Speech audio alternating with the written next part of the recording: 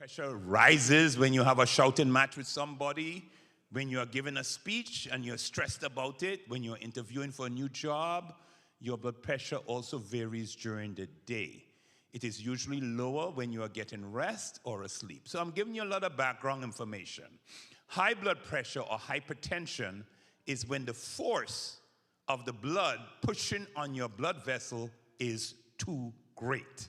So blood pressure is a good thing, but too much of a good thing is a bad thing.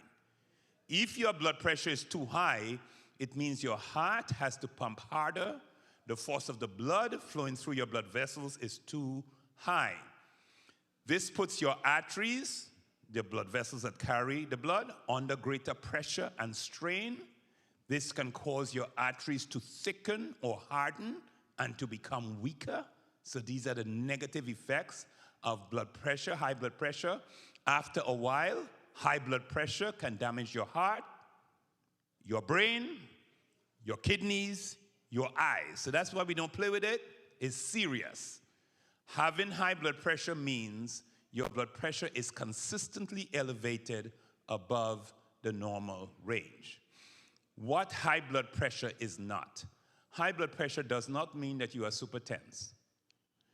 Even the calmest, most laid-back person can have high blood pressure. So it doesn't have to do with how emotionally you're sitting and active you are.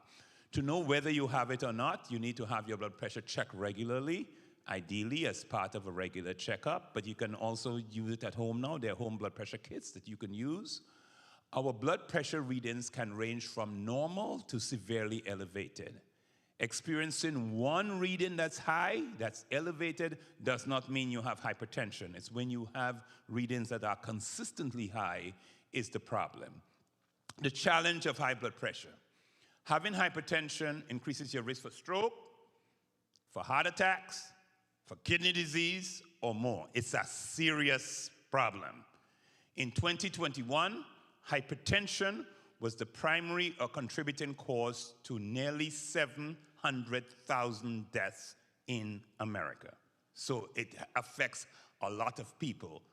Nearly half of all adults in America have hypertension. So this is not an uncommon problem.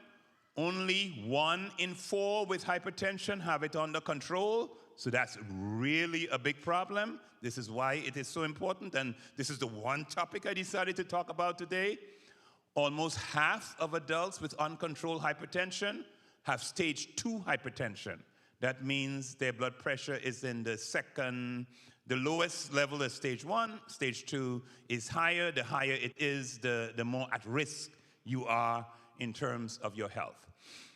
What do we mean by high blood pressure? What are the categories that The categories that I'm going to go over now are categories of the American College of Cardiology and American Heart Association. They have been revised. They have been lowered from when I studied high blood pressure when I was at Loma Linda Public Health School. The categories were a little lower. Normal is now 120, systolic number, less than 120 or less, and diastolic 80 or less. It used to be 140 or less, or 90 or less, okay? So we are now finding that the risk at those slightly higher levels puts you at risk of disease, so it's not a safe level anymore.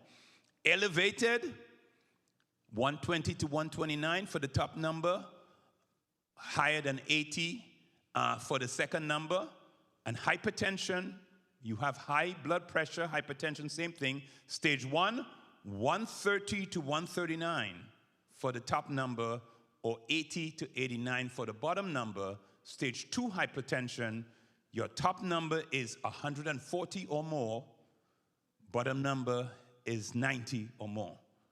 These are important numbers. These are the definitions that your healthcare providers use to determine you are at risk. And the really powerful point is that they have lowered the risk numbers compared to when I was in public health school a long time ago, because at those elevated levels, people are dying, getting sick, and so on. So this is not something to play with. High blood pressure and race. This is the percent of adults who have high blood pressure. Among black adults in America, 56%. More than 1 in 2 black people have high blood pressure. Among whites, it's just a little lower, 48%. Asians, 46%. Latinos, 39%. Okay? So this is not an uncommon problem, and it's something we need to deal with. This is important data, why the rest of the presentation is so important. This is the percent of people who have high blood pressure, their provider has prescribed medication, and the medication is working to keep them under control. Among whites, 32% of white people who have high blood pressure, who are taking medication, the medication is working to keep it under control. Among blacks, 1 in 4, 25%. Asians, 19%. Latinos, 25%. So having blood pressure and taking medication for it is not good enough. We need to, if you don't have it under control, then all of the risks I talk about, heart disease and everything else, stroke, all of those things still exist. So we need to learn what needs to be done to keep it under control. Just to put it in big picture, what does hypertension cost? Persons with hypertension, on average in the United States, $200,000 higher annual healthcare expenditure. 2,000, thank you. 2.5 times the inpatient cost, almost double the outpatient cost, nearly triple the prescription medication costs. High blood pressure costs the U.S. $131 billion per year. Now, solution time. DASH diet is the name of the diet I'm going to share with you. When I finish sharing it with you, you'll see some similarities to other diets we know. DASH diet, it stands for Dietary Approaches to Stop Hypertension. The first study was done by colleagues at the Harvard School of Nutrition, Department of Nutrition at the School of Public Health, back in 1997. This is not a crazy idea. The American Heart Association recommends it. The American College of Cardiology recommends it. The science behind it is sound. It's a diet that lowers blood pressure as much as drug treatment, regardless of your age, sex, weight, or race. And if you cut salt intake as well, the DASH diet is actually superior to medications from your doctor. However, please, I would tell nobody to stop taking medication on your own without consulting with your doctor. Let your doctor know what you're doing. Let your doctor know what you're finding. Let your doctor tell you when to stop taking medication. Everybody got me right on that? Okay, very important. This is one of the developers of the diet, and listen to what he says. There is a powerful truth here. The idea of DASH was to look at the diets of vegetarians and other people around the world with low blood pressure and create a similar diet that would be acceptable to Americans. The foods we found in populations with low blood pressure were primarily fruits, vegetables, fish, nuts, and whole grains. They ate very little meat, sugar-containing beverages, and desserts. There is a really, really powerful truth you need to learn here. High blood pressure is one of those chronic illnesses that people in public health call a disease of civilization. Why do we call it a disease of civilization? Your great-grandparents didn't have high blood pressure. They did not exist. Why? They live differently than we do, and they ate differently than we do. High blood pressure is a problem in contemporary modern societies because of the way we eat and the way we live. So if you go back 200 years ago in any of the Caribbean islands, your older people didn't have high blood pressure. Blood pressure did not rise when they aged. They were physically active and they ate differently than we do. So it's a disease, that's an important point. Hypertension is a disease of civilization. It's linked to how we live and how we eat.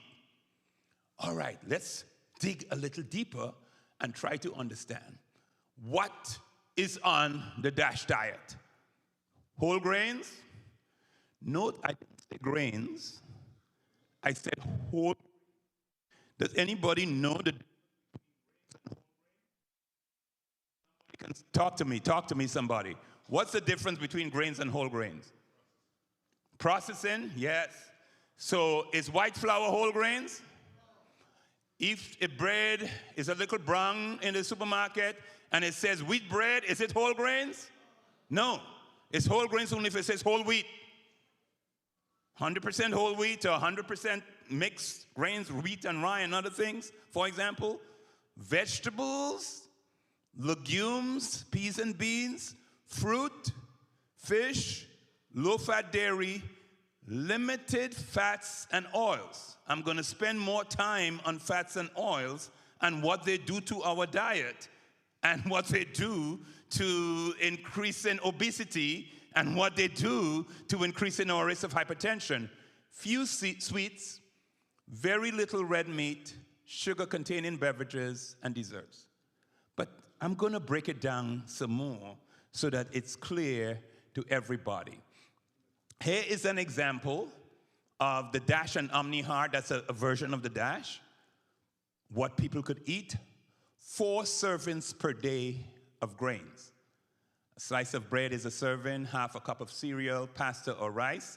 In the case of cereal, pasta, and rice, we are talking about whole grains. What does that mean? The spaghetti is whole wheat spaghetti. Okay? I said pasta, or whatever pasta it is. Rice is brown rice. You are going back to foods as they naturally come from nature, and I will show you why in a minute. We are not, remember, we're going back to live the way and eat our great-grandparents used to. Legumes and nuts, 2 servings per day. Quarter cup of nuts is a serving, half a cup. Cooked beans is a serving, 4 ounce tofu is a serving. Low-fat dairy. Importantly, what dairy I said? Low-fat. So that means it's not regular milk. It's low-fat milk. What's the difference between regular milk and low-fat milk? Anybody can tell me? The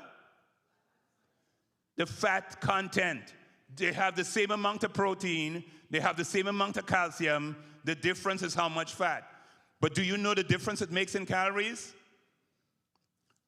A cup of skim milk has half the calories of a cup of whole milk. Same protein, same calcium. The difference is the fat. Okay, oils and fats, this is important. I'm going to spend more time on that. But look at what you are allowed for oils and fats. 2 servings a day. A serving is a tablespoon of oil, or margarine, or mayonnaise. 1 tablespoon is a serving, and you're allowed 2 servings per day. That's not 2 servings you can add to the food that you add at the table. That's 2 servings total. Okay? All right. What else? Vegetables and fruit, 11 servings per day. What's example of a serving? Half a cup cooked vegetables, or half a cup of raw vegetables, a cup of salad greens, a piece of fruit, half cup fresh or quarter cup dried fruit. So you can see what a serving is. Fish, poultry, and meat, 1 serving a day, and a serving is quarter cup cooked. So it's largely a vegetarian diet. Quarter cup cooked per day. Desserts and sweets, 2 servings per day. What's a serving? A small cookie or 1 teaspoon of sugar.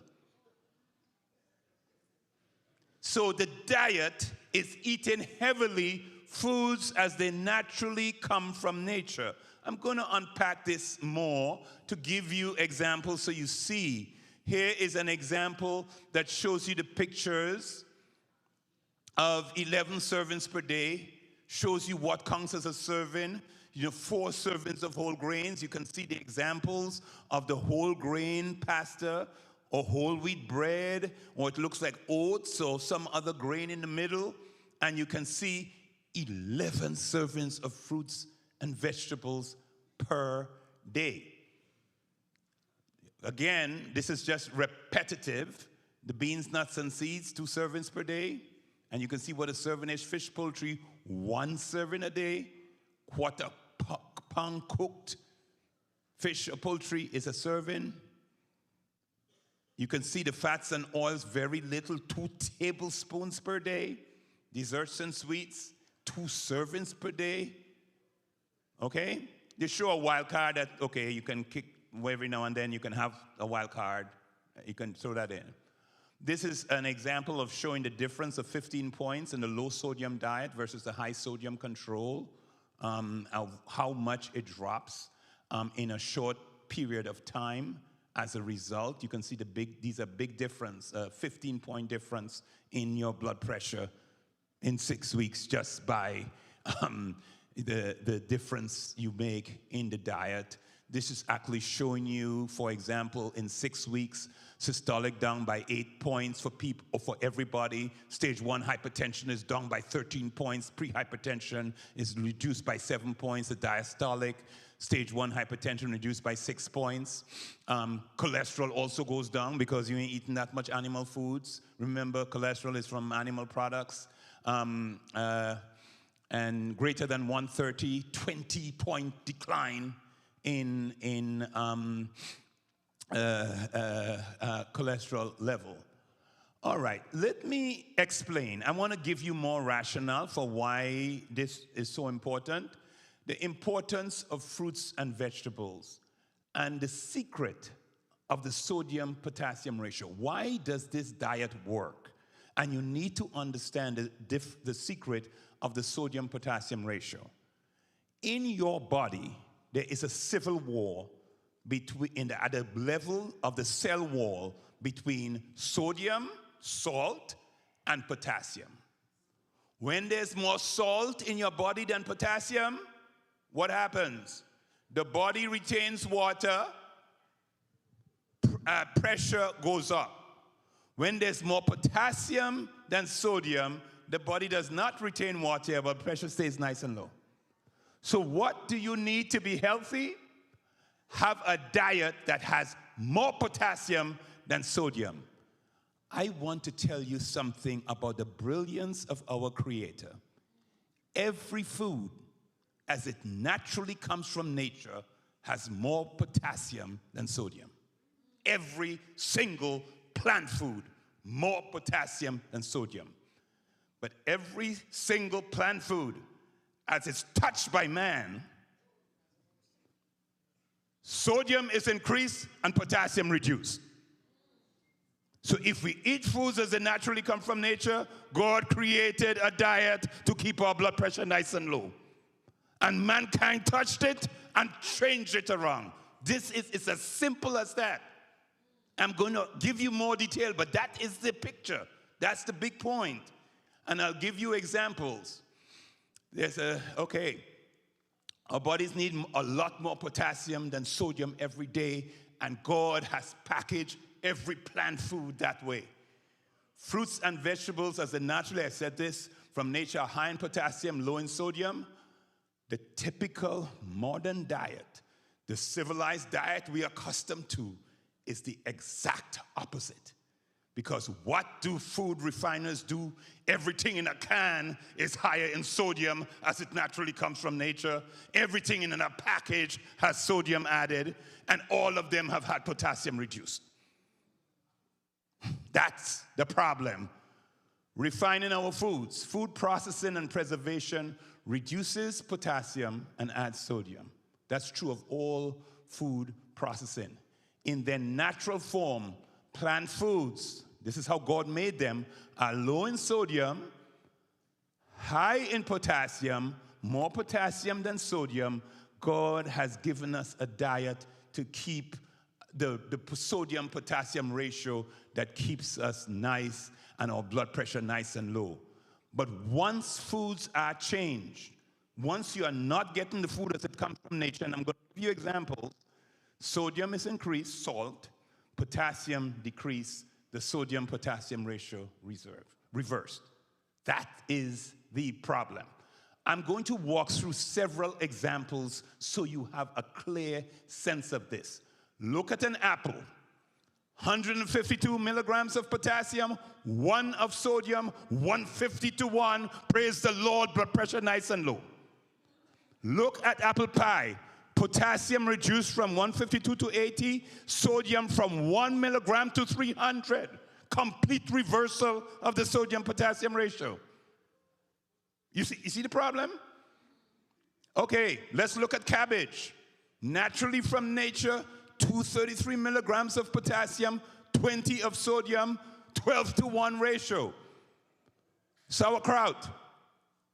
Potassium reduced from 233 to 140. Sodium gone from 20 to 747.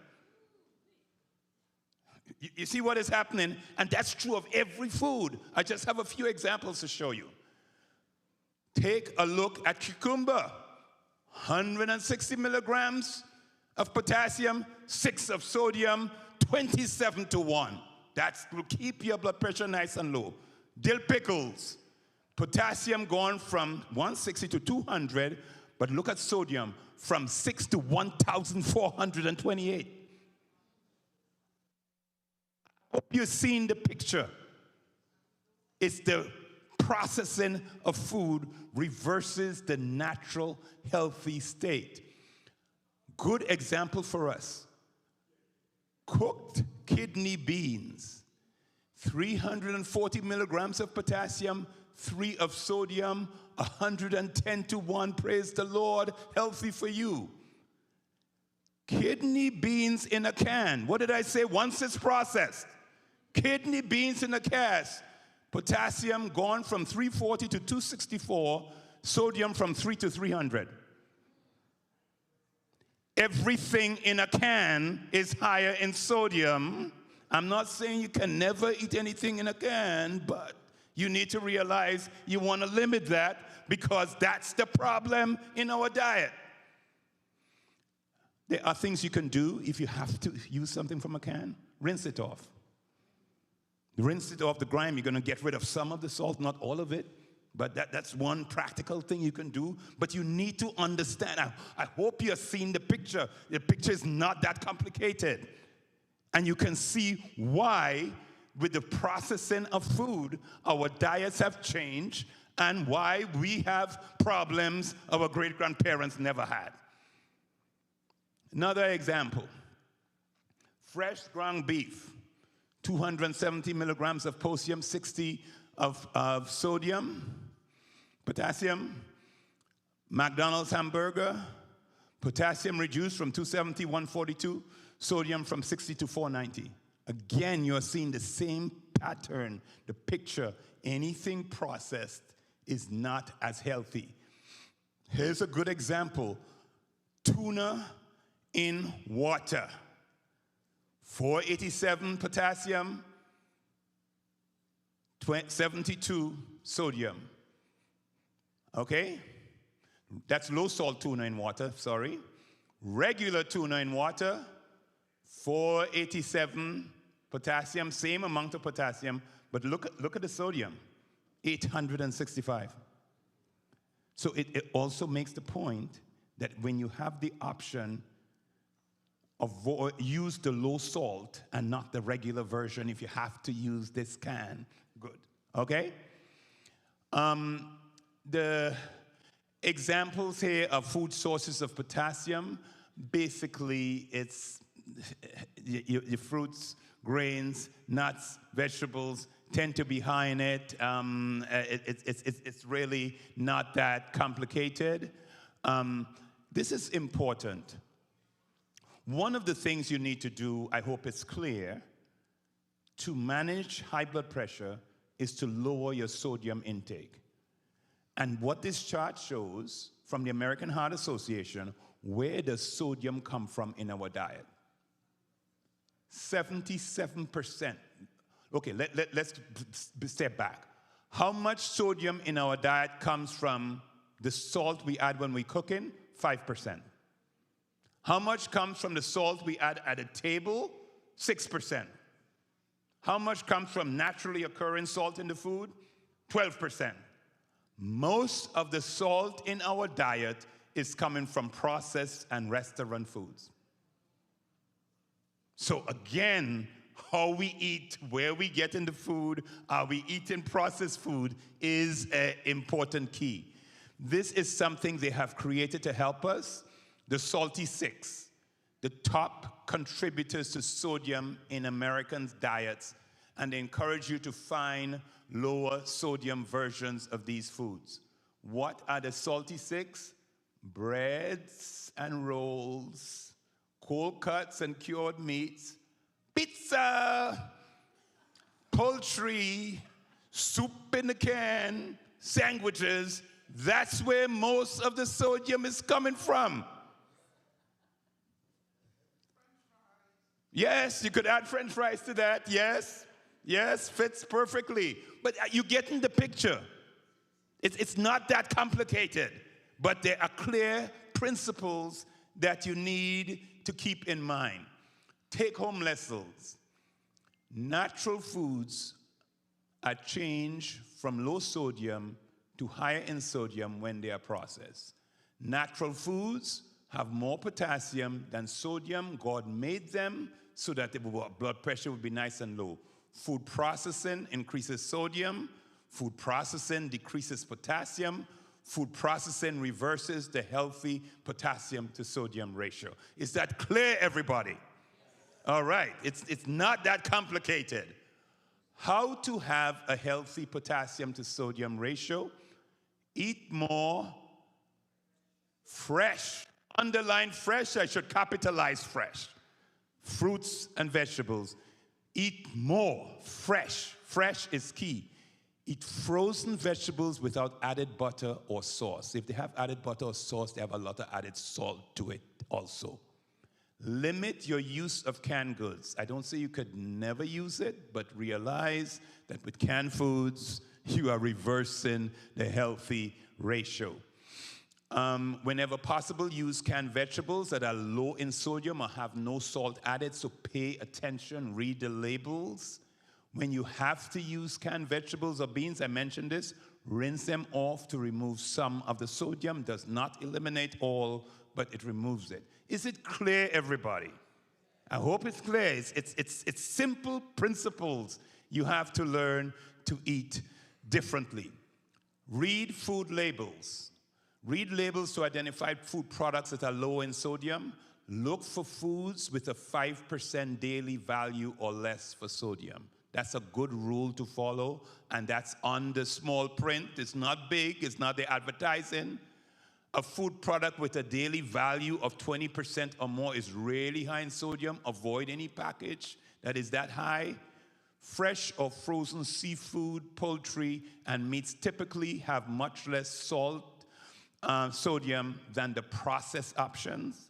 So the fresh is better than the processed. Check packages on fresh meats and poultry to see if salt, water, or saline has been added. Our manufacturers are very good. Sometimes they don't say salt, they put saline and other words that are, versions is the same thing as salt. Look at labels on cheese and dairy products. Some are high in sodium. Remember that by law, ingredients are listed in descending order. So the closer an ingredient is to the start of the list, the more of it in the food.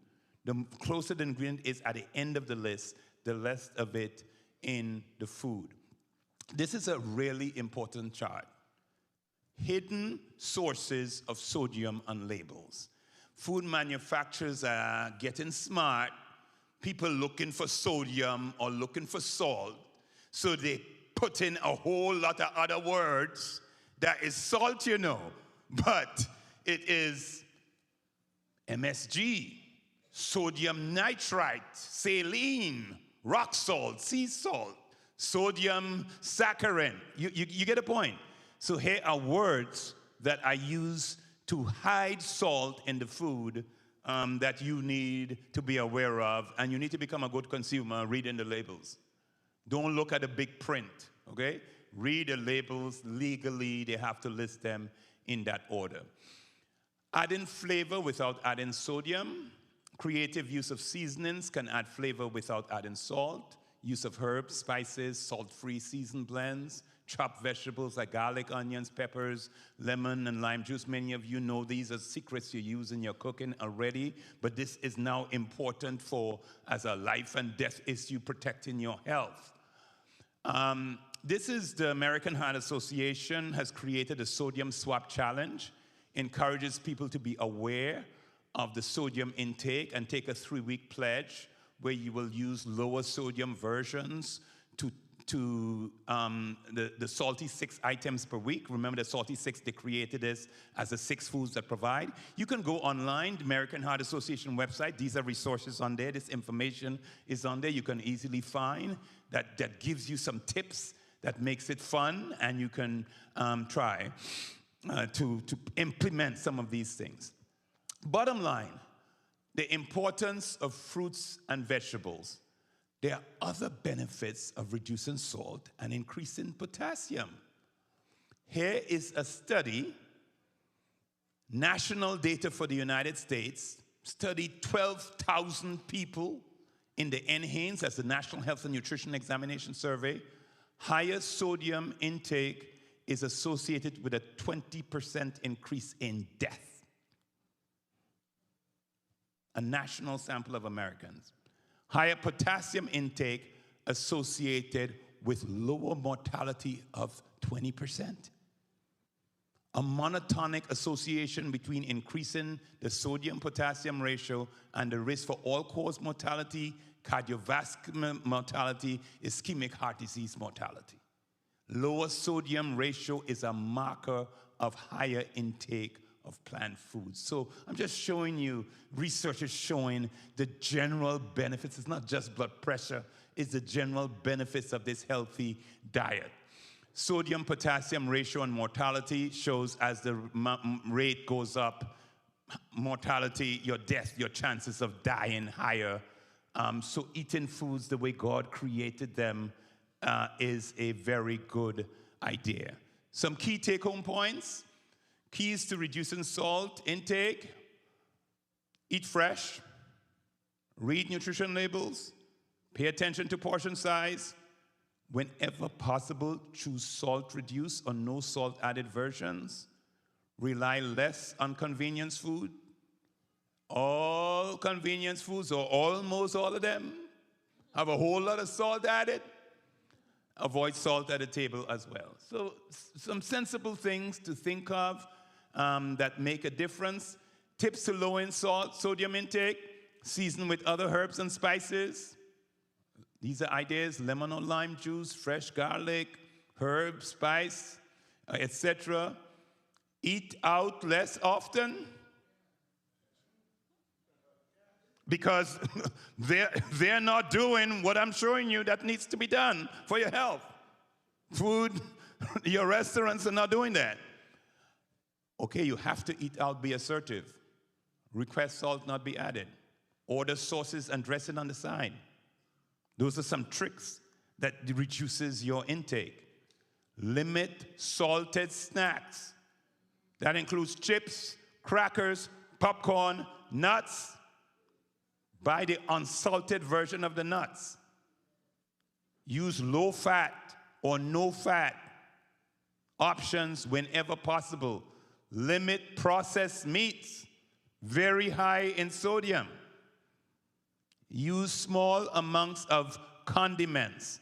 And here are the top 10 condiments: mustard, relish, vinegar, wasabi, hot sauce, Dijon mustard, mayonnaise, ketchup, barbecue sauce, soy sauce. Why?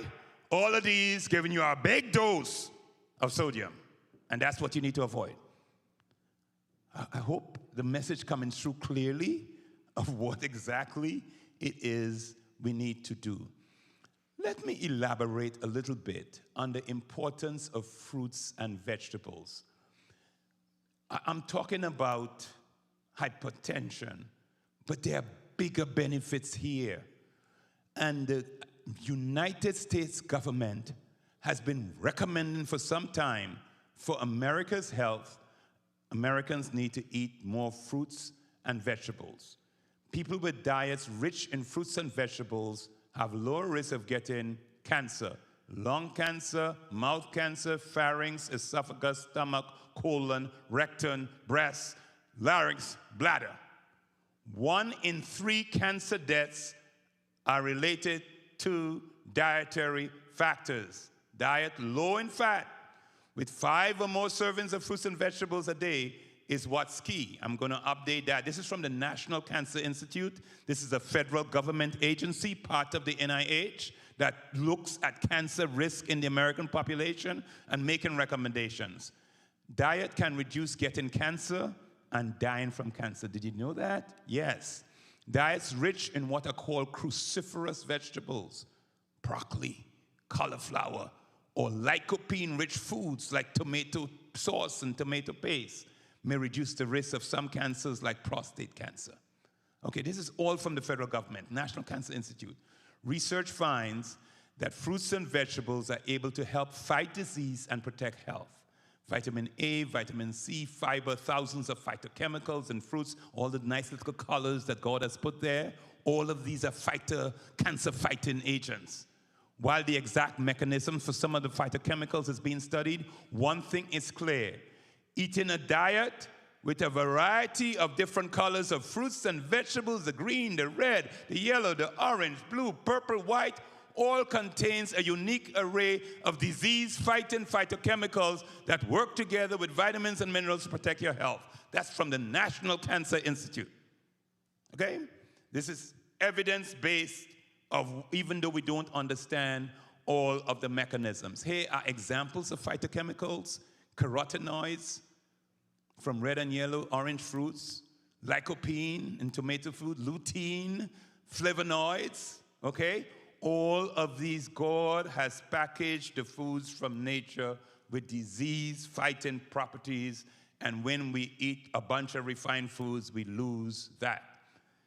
Now, the federal government, years ago, more than 10 years ago, recommended that all Americans, to reduce your risk of cancer, should eat 5 servings of fruits and vegetables a day. Based on the latest science, they recently said 5 servings is not enough. And Americans need to eat 9 servings of fruits and vegetables a day. This is what the government, scientists are saying based on the scientific evidence to reduce your risk of cancer. And you saying 9 servings, that is too much. How could I possibly do it? This is from the National Cancer Institute. You can go to their website. They created this chart to show it's not as hard as you think.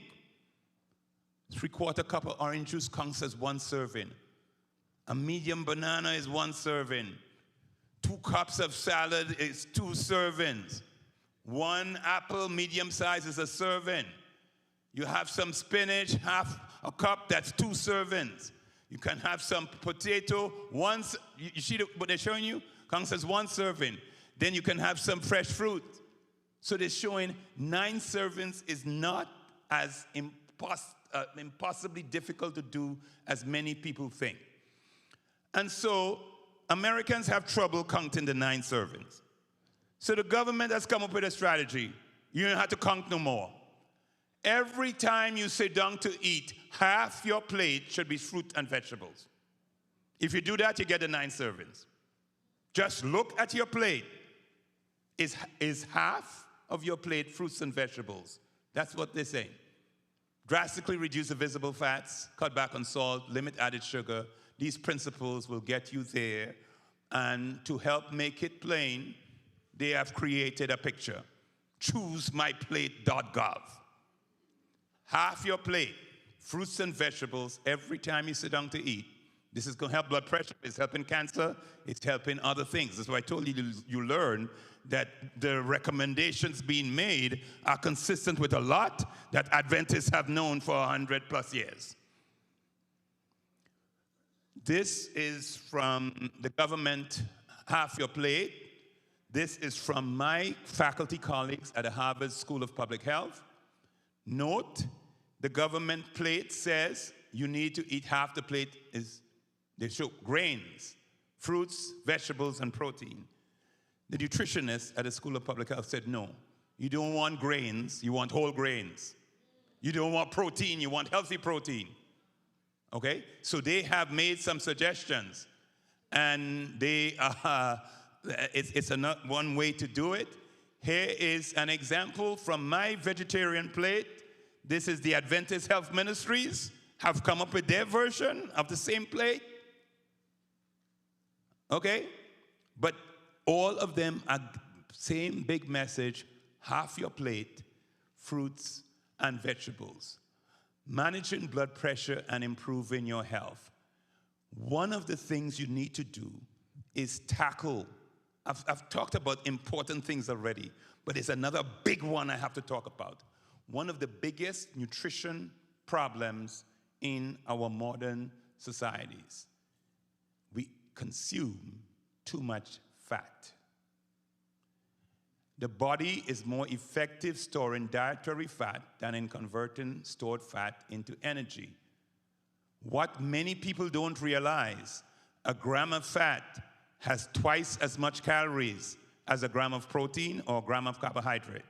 Most people tell me carbohydrates is fattening. Actually, carbohydrates is not that fattening.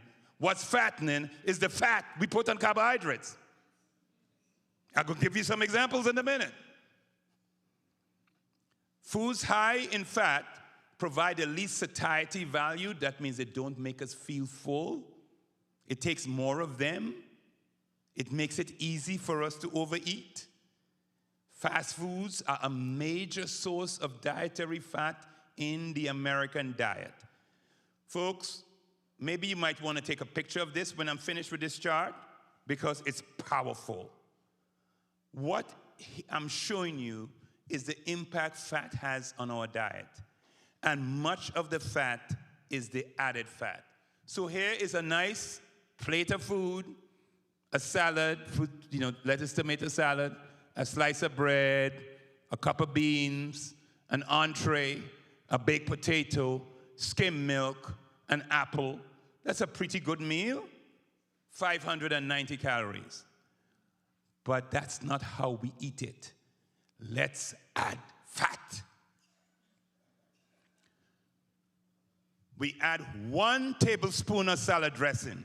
The salad gone from 20 calories to 120. We add half a tablespoon of margarine. The bread gone from 70 to 130.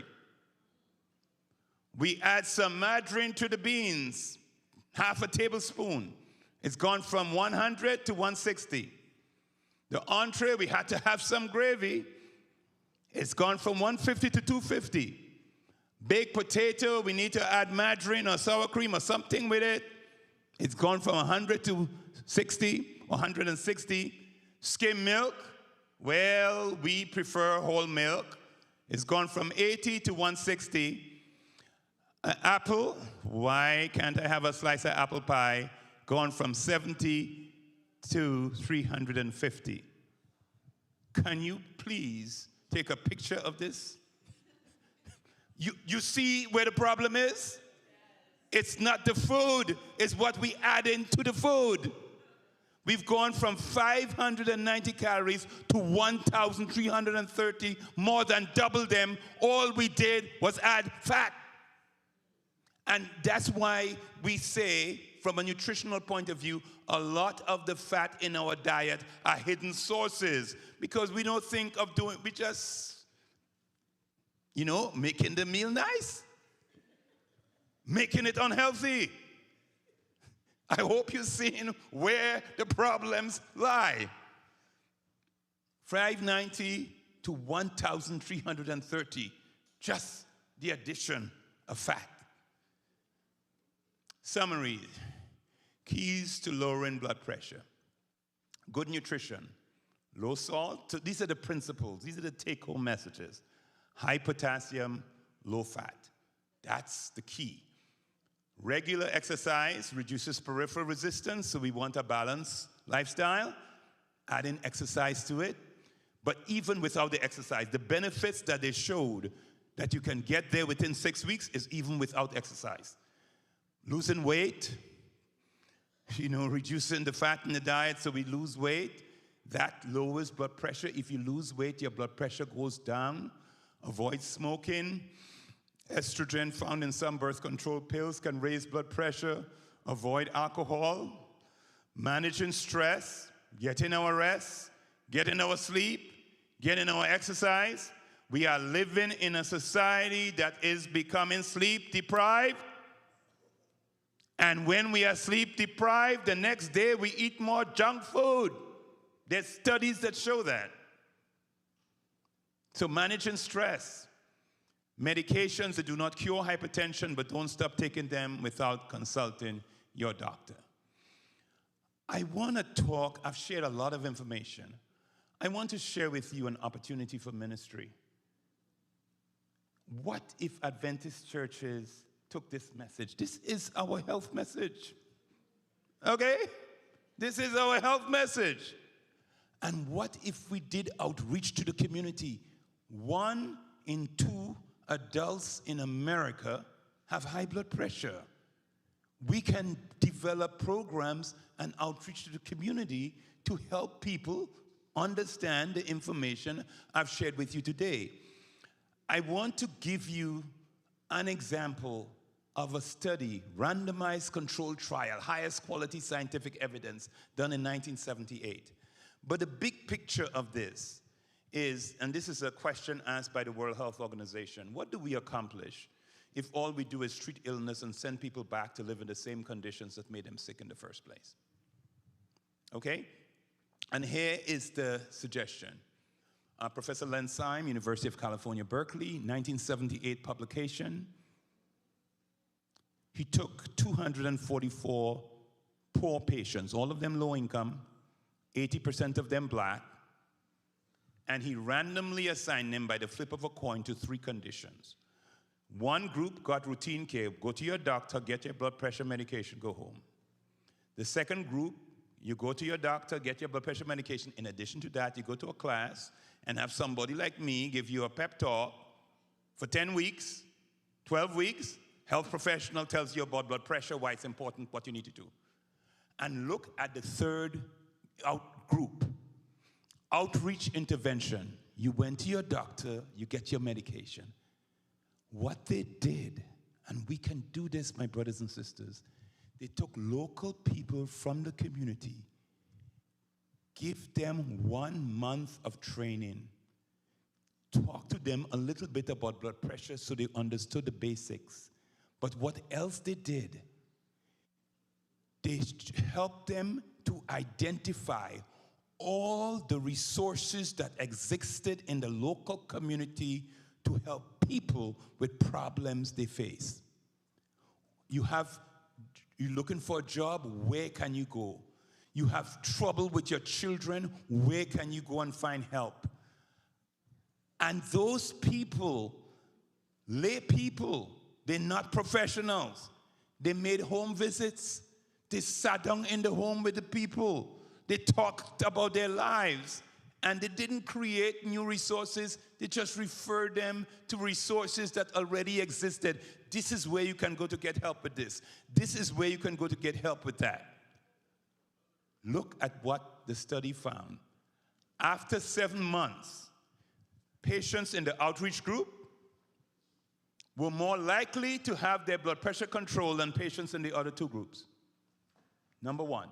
2, patients in the outreach group knew twice as much about blood pressure than those in the other 2 groups. And if they were in the outreach group, they knew more, they were more successful in controlling blood pressure. Number 3, patients in the outreach group were more compliant, more faithfully taking their blood pressure medication as they should than patients in the other 2 groups, and good compliers in the outreach group were twice as successful in controlling blood pressure as good compliers in the health education group. This is an amazing study. What is different in this study? Those people in the outreach group, their problem, blood pressure, was understood and addressed within the context of their lives. My brothers and sisters, if you read the book Ministry of Healing, that's exactly what we've been called to do. Exactly what we've been called to do. Only the methods of Jesus will give us true success in reaching the people. The Savior mingled with others as one who desired their good, manifested an interest in their affairs, ministered to their needs, won their confidence. Then he bade them follow me. Ministry of Healing, page 143. That's exactly the work of the church. We should be doing more of this. And it would make a difference to our communities. We would help people improve their health. And that's exactly what we've been called to do. Before I end, I want to share with you some recent research I just discovered.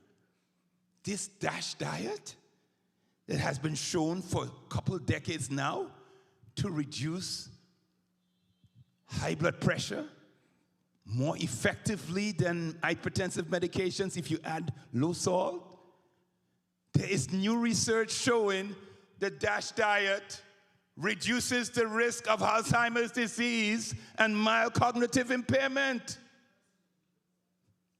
A growing problem in our world. Here is a paper, 2023 publication, International Journal of Medical Science. Alzheimer's disease is a multifactorial progressive neurodegenerative disorder. It shows up in individuals over age 60. It's the most prevalent type of dementia and remains the 5th leading cause of death. Drugs may be able to slow down the progression. Little evidence of solutions for preventing or reversing Alzheimer's disease and associated cognitive decline. Recent studies have identified several factors that contribute to the progression and severity of disease: diet, exercise, stress, sleep, nutrition deficiencies, mental health challenges, socializations, and toxins. And here is a study explicitly where they found that the Mediterranean diet and the DASH diet reduces cognitive decline. These diets emphasize fruits, vegetables, nuts, cereals, legumes, olive oil. The DASH diet also emphasizes foods low in sodium, rich in potassium. Higher adherence to these diets associated with better cognitive function, lower rates of cognitive decline, reduced risk of Alzheimer's disease. 2023 publication. This diet works to reduce your risk of Alzheimer's and cognitive disease. And well, it makes sense because it's God's original diet. If you look at it, it's foods as they naturally come from nature. There is evidence I want you to be aware of as well. Exercise also helps to prevent and remediate and reduce dementia and cognitive decline. Again, another of the 8 laws of health. Exercise impacts brain health, regulating and enhancing genes and proteins and other neurotropic factors that directly affect memory, mood, assimilation, and growth. Exercise and impairment, there's more evidence that not only aerobic exercise, but strength training helps. Mind-body exercise also helps. I'm wrapping up. Give you a chance to ask me questions. Some general principles: poor diet habits, heavy evening meals, no or poor breakfast, frequent snacks, excessive intake of empty and refined foods. Principles of good nutrition: eat a wide variety of foods, eat foods and not food products, eat unrefined foods. That's the one thing our Secretary of Health and Human Services is off on a broad range of tangents that have no scientific value. He is right. He is correct about saying we are eating too much unrefined foods. But a lot of what he says is not evidence-based. Eat foods as they naturally come from nature. Eat the amount necessary to maintain your ideal weight. Eat at regular times. Start each day with a good breakfast. I had Professor Register at Loma Linda, was my nutrition professor when I was there, and he would tell us, eat breakfast as a king. Make it your biggest meal. Lunch as a prince. Supper as a pauper. We have the flipped. Plan ahead before grocery shopping and only buy what you need. There's studies that show if you make a list and you stick to your list, You don't buy the junk food because the junk food is placed at eye level and at places that it's easy and convenient to get. Okay?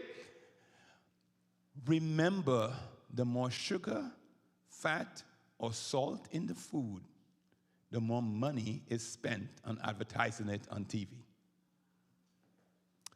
Take-home lessons. Nutrition plays a major role in all the common chronic diseases. Focus on the key principles. I hope I'm repeating myself, but I want you to get the point. More whole grain, more food as grown, more fruits and vegetables, drastic reduction in fat, salt, and added sugar. And focus not on going on a 6-week plan.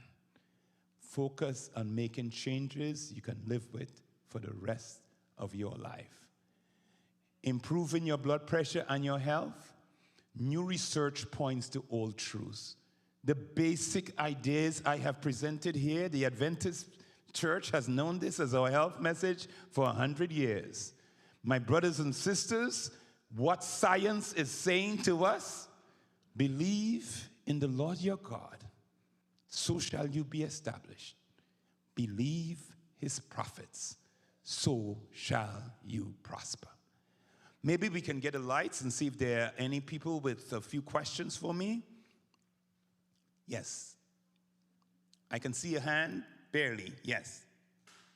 Thank you. Any questions, anything I said unclear? Is it, there are simple principles that make a difference? Yes.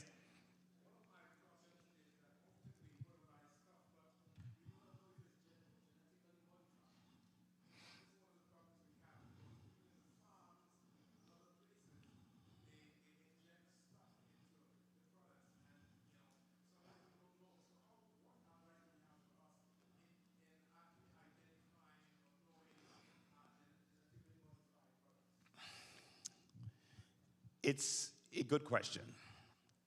I'll be honest with you.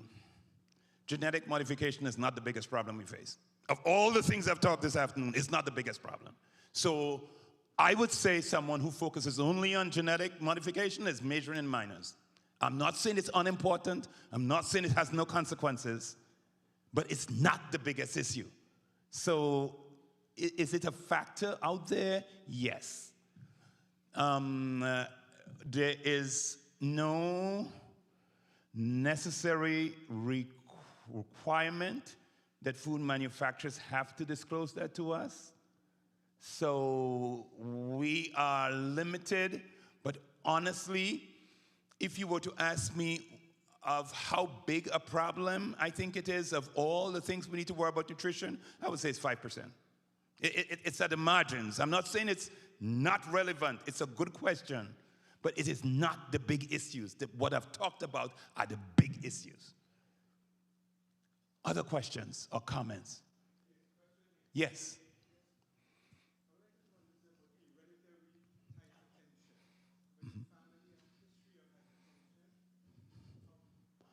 Okay, so yes, we are born with vulnerabilities to disease linked to who our great-grandparents are. There's nothing we can do about that other than puts us under even more responsibility to take appropriate action and follow. The way I think of it, as one of my professors at Loma Linda would put it, genes load the gun, environment pull the trigger.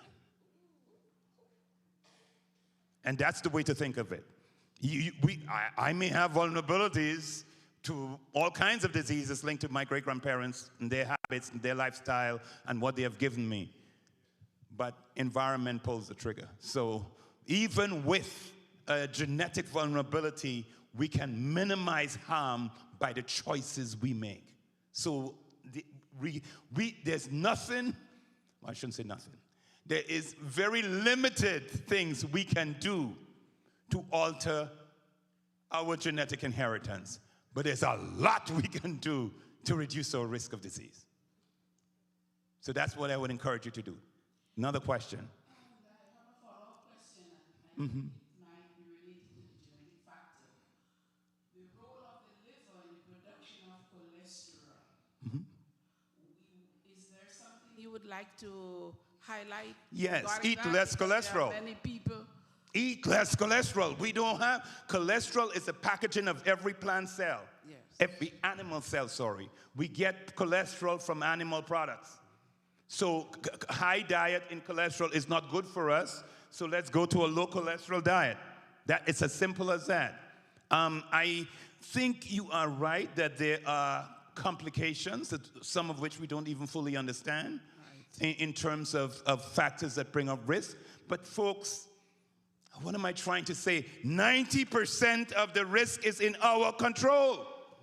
No major in minors, major in the big things where we can, on a daily basis, dramatically reduce our risk. That's the issue.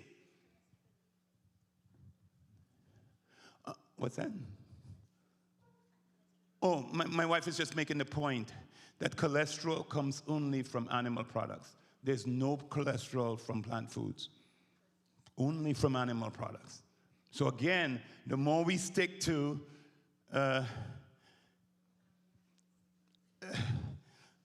closer to a vegetarian diet, the less of an issue cholesterol is.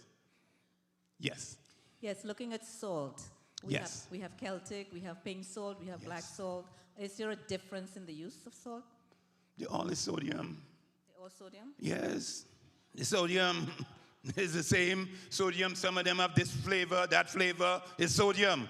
And I hope I showed you multiple slides that shows all the hidden terms that food manufacturers are using. So, and remember I showed you, you could look at a package and look at the daily value, how much sodium you get from the daily value that can make a big difference to your diet. So it's us being aware and minimizing our risk. What I'm trying to come across is we have enormous control in reducing our risk of disease. We are walking around suffering from diseases that we can control. We have the science if we change how we live.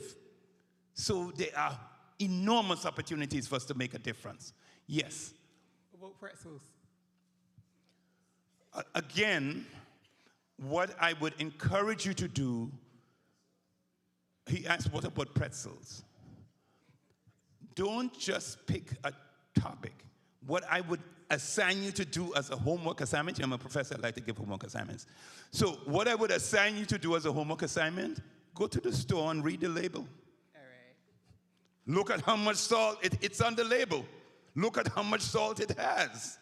Now, maybe there's a pretzel package that doesn't have much added salt, but remember, the real big problem with our diet is the refined foods, is the packaged foods. We don't have problems with foods as they naturally come from nature. But anything mankind has touched, anything in a can, anything in a bottle, anything in a package, it's less healthy. I'm not saying you can never eat any, but you need to realize that's where the problems are coming from. But become a good consumer and read the labels. There's a lot you can learn. I'll just give you, even me, who has been studied nutrition, public health years ago. I worked as a public health nutritionist at the Battle Creek Adventist Hospital decades ago. I know this stuff. I know to read labels. I just want to give you an example. So to show you that even me with my knowledge, sometimes I get caught. I go to BJ's, and they have this lovely package of cranberries. It's a fruit, right? Dried cranberries.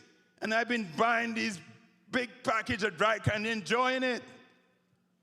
One day, I decided to read the label. And I look at the cranberry package. The number one ingredient was sugar. There was more sugar in the package than cranberries. And I was having my family eat this thing, enjoying it, thinking I'm eating a dried fruit. and are doing good. Do you see what I'm saying? We have to read the labels. And then I discovered, they have a package of cranberries that is the reduced sugar version that doesn't have as much sugar. That cranberries is the number one ingredient in that. But I'm just giving it to you as an example of what you find out. Let me tell you, I like fruit juices. And you look at all of these fruit juices, and there's one, Dole has one that is a mango, pineapple, peach juice. And you look at the label, number one ingredient, apple juice. The mango juice coming down after number 6 in the list of things. Read labels, is my point. You have to realize the packaging on any food item is advertising. Legally, they have to list what's in the food in decreasing quantity. So what's listed first, it has the most of. What's listed second, what's listed third. So it's just changing how we think and really paying attention. I'm showing you that even me, every now and then I run into something I thought was healthy, and it's not because I didn't read the label. We have to make the habit of reading the labels. Denise. Dr. Williams, I'm not taking any hard questions tonight, Denise. No. This is actually following up on what the sister said. A couple of years ago, there was something that came out that said that there is natural salt. The sea salt is natural salt versus the Morton's, for example. So can you clarify that for us? Okay. The natural salt, I would say to you, it's a little gimmick of language of advertising. All of us want to eat natural, right? So if we hear natural, we think it's more healthy. But if it has the same amount of sodium, it's the same thing, brethren. The very same thing. Okay, my wife is saying it's also similar to honey and sugar. There is a slight difference with honey and sugar. Sugar is refined by man. Honey is refined by the bees. But they're both refined sugar products. Honey has a slight advantage over sugar. The sweetness index of honey is higher than that of sugar. So you can use less honey and get more sweetness than you would get from a tablespoon of honey will give you greater sweetness. The sweetness index is more than a tablespoon of sugar. But both of them are refined sugar, fructose. Both of them are refined sugar products. So if you're worried about diabetes, you can't have a whole lot of honey because you think it's a more natural sugar. It's sugar. You understand? I hope that's clear. Yes. Yes, right here.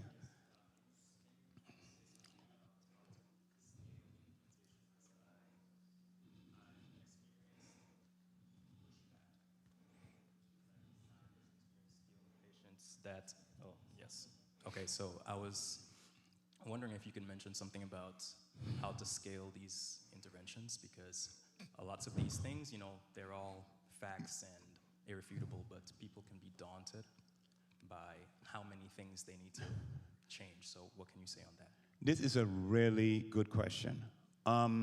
What I've done is try to give you the facts. What I have done, I could have done this in 20 minutes. I took more time. Why? Because I'm trying to help you to understand step by step what exactly the factors are, how they operate, the ways in which it matters. And I think in dealing with a lay audience, you have to do the same thing. You just cannot download. In fact, in an ideal world with a lay audience, you wouldn't do this in one presentation. You would have a series of presentations. So take people step by step, help them to understand every component, and help them to see what are the practical things they can do. So you make it real for them. And the more you can provide examples of what they can practically do, so it's more realistic and more manageable, as opposed to just downloading a ton of information. My wife has a recommendation. Yes, no, go right ahead. The simple thing would be the plate. Oh boy. Okay, I was just thinking that one of the simple ways that we can think of it is the plate. Just, visually having half your plate with fruit and vegetables, and then the other part with grains, and the other part with. That's just a simple way. It's a visual. It's a yes.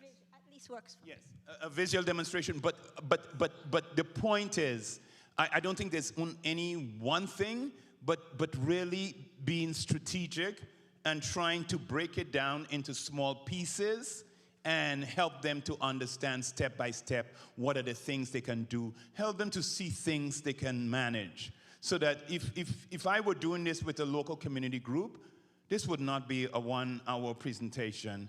This would be, we would meet maybe for 4 weeks, and every week we take on a different part of it, and every week they have a little homework exercise that they can go and try out, and give them a sample recipe that shows the difference, and give them examples of reading and finding the labels. You understand? So break it down into bite-sized pieces that they can consume and can work on one at a time, as opposed to this would be, overwhelming. The whole garbage truck turnover, it's just too much. Yes. Any final thought? Yes.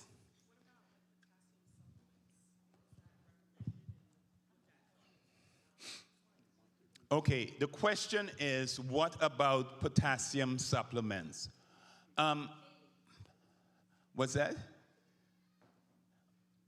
Okay, I was told to ask others. This is the key point I would make, and others can join in and help me. Uncle David can always take a little hand and help, okay?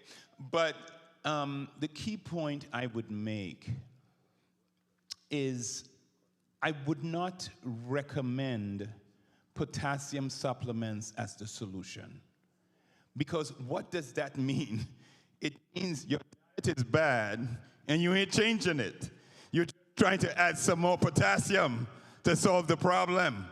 What I want you to do is to change the diet, eat more potassium as it naturally comes from. Remember, isn't it amazing, the God we serve?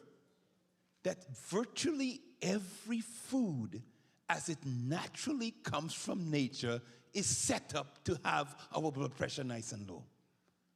And every food touched by mankind, that is reversed. So I would try to not, we like in our society to say, I don't want to change how I live. I could just take potassium tablets. And that give me more potassium and solve the problem. So I don't think it gets at the underlying issue. Any final question? Yes.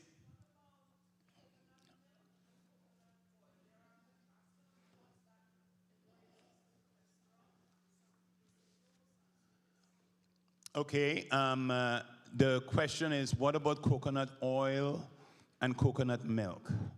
So coconut oil, I hope it was clear that one of the take-home messages today is to reduce our dietary fat intake.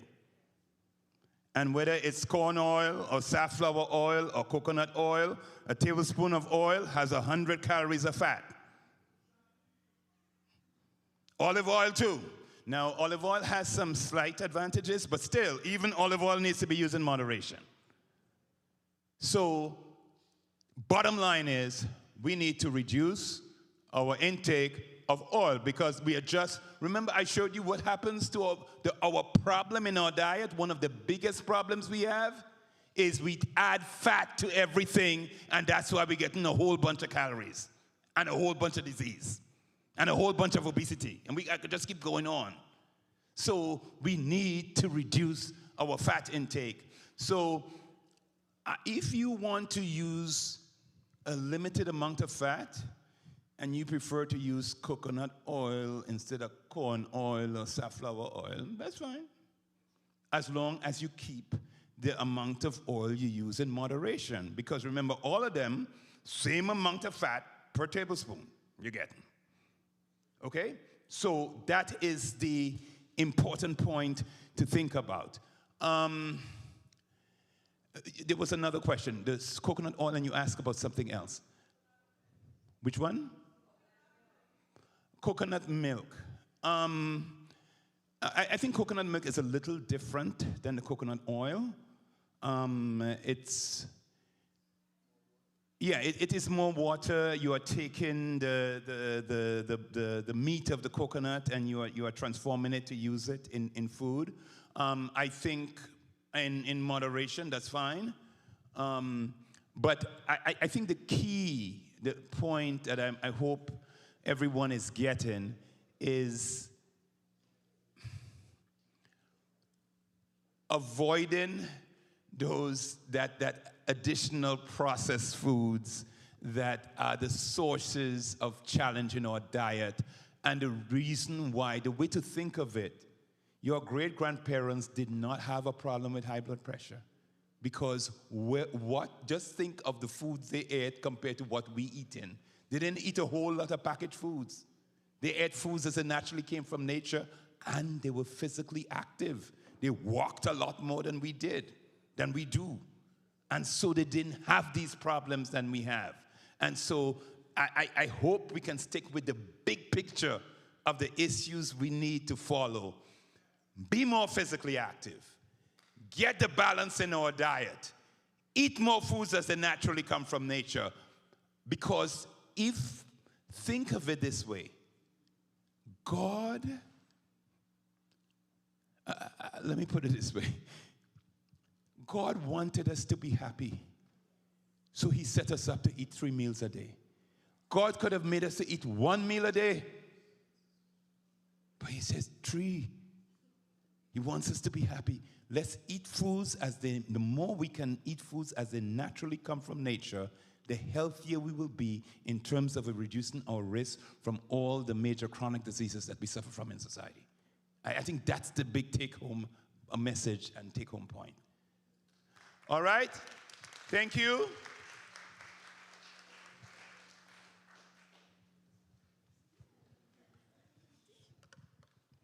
Would you put your hands together and help me say thank you to Dr. David? What a wonderful job. Did I say it right when I said he's a bulb? He didn't hesitate once to say what he had to say. Thank you. I was wondering if you would mind piloting a project like what you just discussed with us at USC. To start a class where people can begin to really experience, please. And the president is right there to have the conversation with him. Just for reinforcement's sake, I want to ask a question. And just push your hand up quick with the answer. What percentage?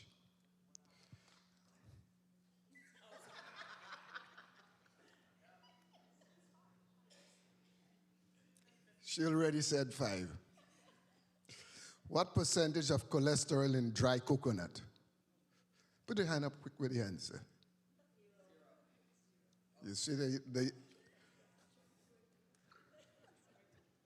believe it or not, when I did public health, Loma Linda, that was one question on the test. Excuse me? But you took too long to say 0, man. And all we want is reinforce it that everybody is all right. Dry coconut has no cholesterol whatsoever, but it got fat. So the difference is not the cholesterol, it's the fat. As he spoke, I looked at the audience, and I take it that most of us got somebody else cooking in the house or cooking with us. So it's not that easy to follow what you said there. And I know as though I could hear some of you say, Pastor, been there, done that. And I hear some of you saying also, Pastor, you don't know. I tried, and others tried, X, Y, Z, and we always come down to this statement. You can lead the horse to water. Finish it, please. All right, I'm going to say it one more time. You can lead the horse to water, but I got good news for you. Make the horse thirsty.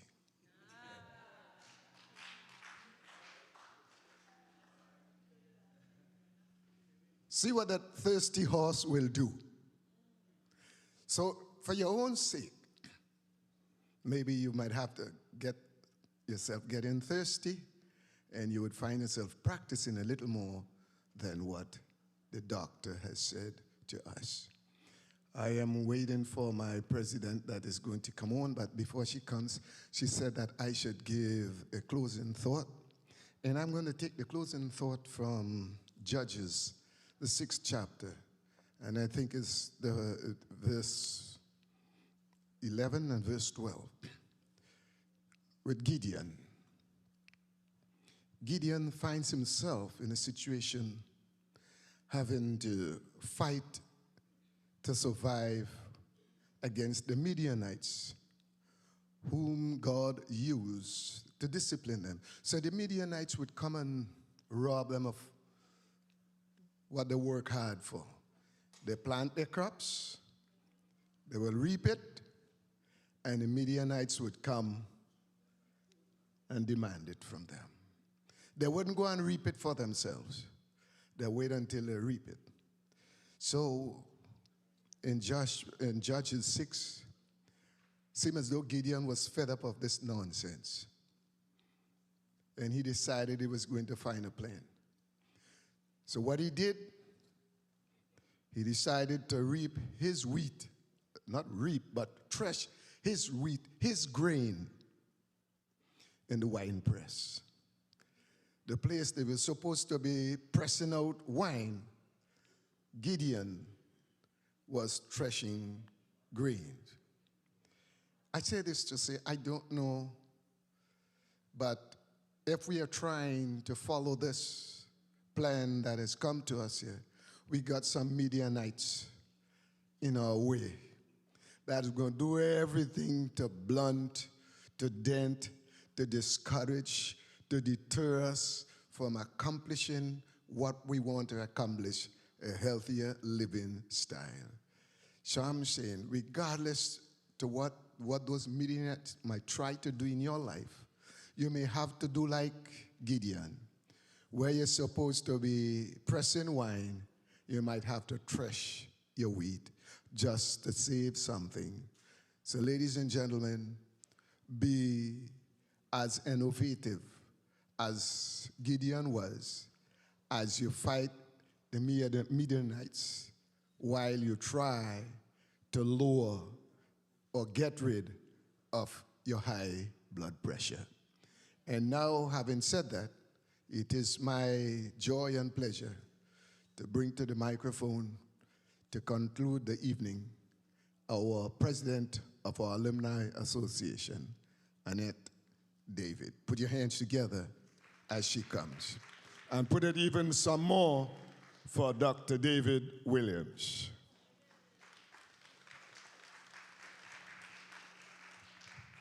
Thank you to our host, Dr. Uriel Thomas.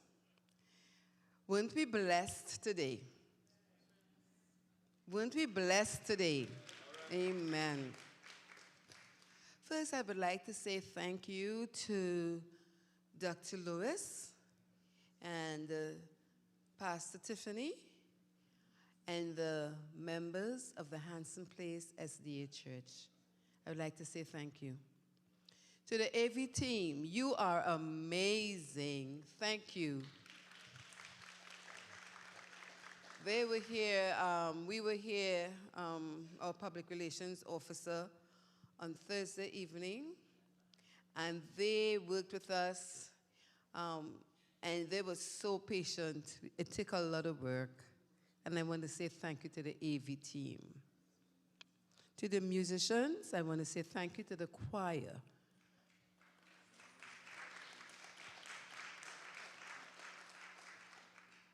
Is Sister Myrna here? Did she leave? I want to say a special thank you to Sister Myrna. So if she's not here, someone tell her that we really appreciate her. And how about the kitchen staff? They were so amazing. And I want to say thank you. This day would not have been how it turned out if this kitchen staff, the Hanson Place kitchen staff, their host, they have been just amazing, and I just want to say thank you. They were my hands today. We needed hands. And I want to say thank you.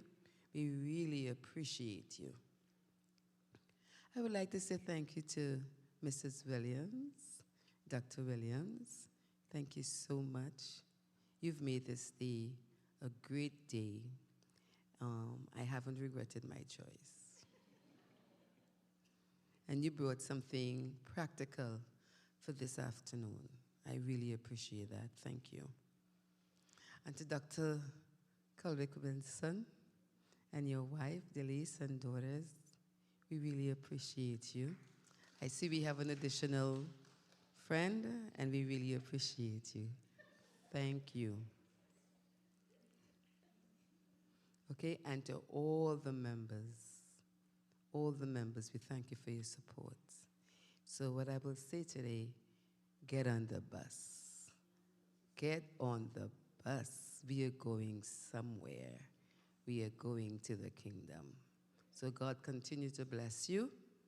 And let's always lift our hands, our hearts heavenward as we work together for this world and for the world to come.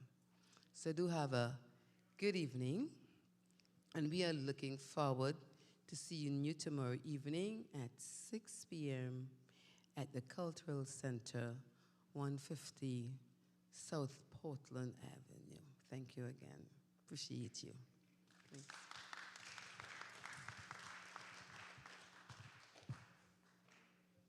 Did we have the closing prayer? One closing prayer.